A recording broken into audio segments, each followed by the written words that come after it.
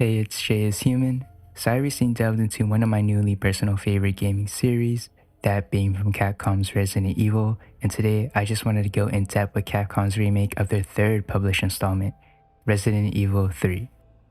Now before I got to experience and enjoy the whole completion of the game's entirety, I just want to mention that I loved every second, minute, hours pulled into me really playing and immersing myself into this specific game. But as I do with a lot of things that I tend to enjoy, I wanted to see if others also viewed and had a similar liking and approach to how I did. And to my surprise,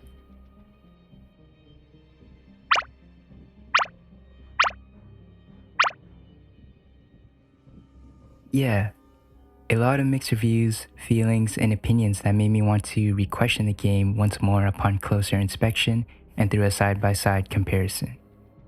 Now note, I still stand by my own opinion, that being that I still hold a lot of love and appreciation for this remake's installment, but the community really made me want to delve a lot deeper into how the remake is missing some of its key components that really brought out the original 1999 release's charm and lovable aura from its time period. So without further ado, let's firstly go over the remake's final cut compared to the original. Calm down, lady.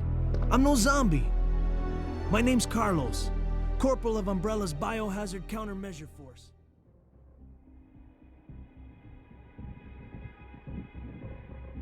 Now with the 2020 release for the Resident Evil 3 Deliverance, many supporters, myself to some degree, were left with a mixed review in how the game could have been brought up, released to the public through a similar approach and styled way of that of the original's predecessor. To draw the attention of detail within the two games, I noticed a few things within the remake that Capcom initially either didn't add or they completely scrapped away some of its original ideas and content. Essentially, them trying to recreate the story in a sense.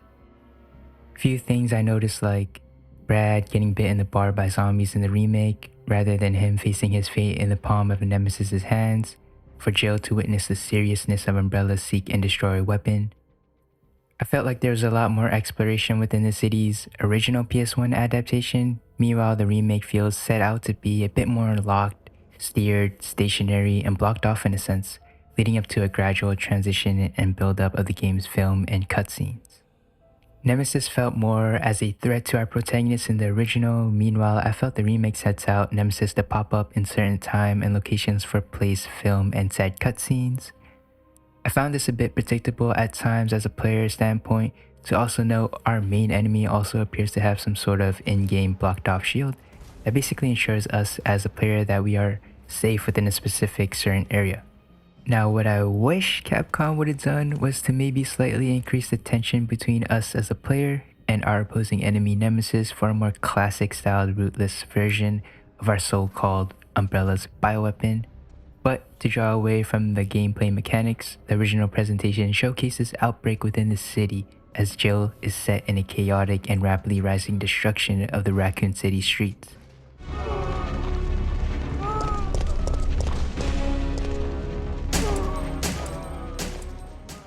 Whereas the remake sets it out in Jill's apartment where she breaks in and out of a nightmarish state, leading her to come face to face with Nemesis early on.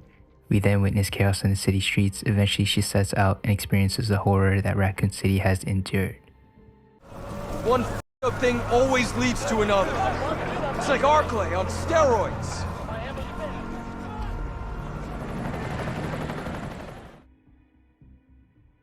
These are just the very few things that I noticed while getting a chance to experience playing and viewing others' perspective on both sides of the spectrum.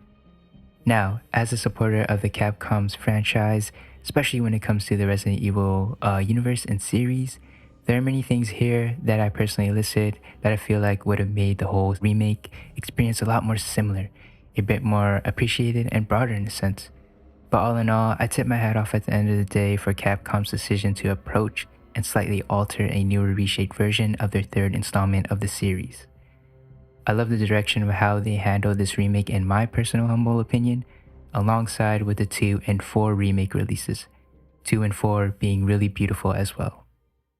But there's something that I also wish that Capcom could have added that I feel like was a missed opportunity, a call for more when it comes to games, especially in this day and age from the film aspect and overall presentation. that being decision-based making, a missed opportunity to what I would have loved to see being added into this remake's development process.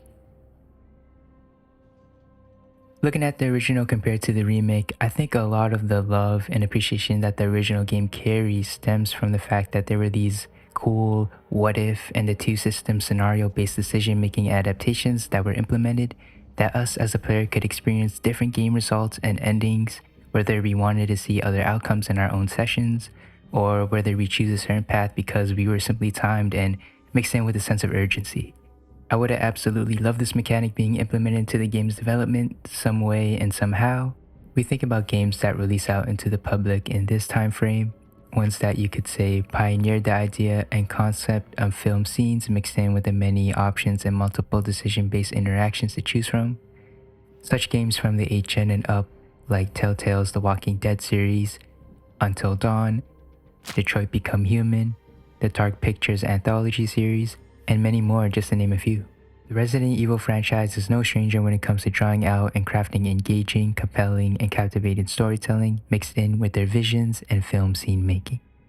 Implementations, in particular a decision-based adaptation, is what I would have loved for this specific remake to be able to possess and carry over from the original.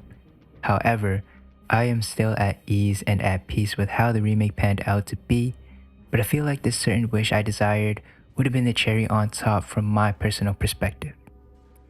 Now, moving on with things, the criticism that this specific title faces and what the community also follows, the feel of a shortened down remake.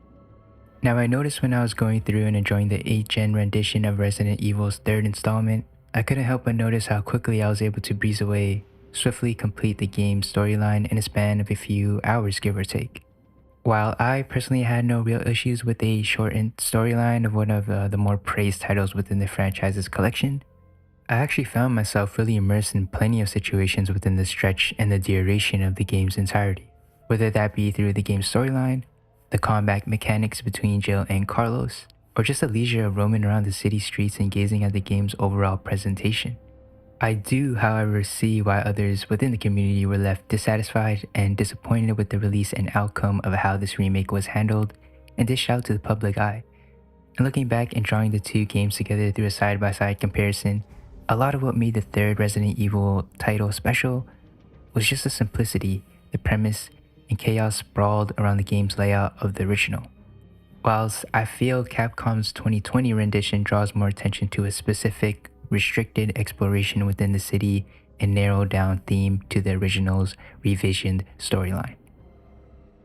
Now, I do personally, however, feel that Capcom could have handled this and approached this remake similarly to how they did with the original's first installment, Resident Evil Director's Cut, transitioning over to the Resident Evil HD Remaster, which I really thought was executed perfectly.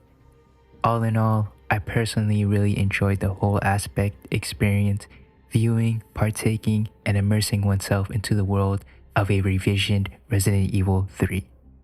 Quite frankly, I honestly wish that the developing team over at Capcom could have explored more within the game's concept or kept some, if not most, of its story originality from the previous 1999 release. But as I do with any other title I spend my time with the very few things that life in general has to offer to us people, I always appreciate the art at hand being crafted by the likes of us individuals. We are so fortunate, creative in creating things that what we as people imagine, dream about, reflect, can create art in a sense through the digital medium.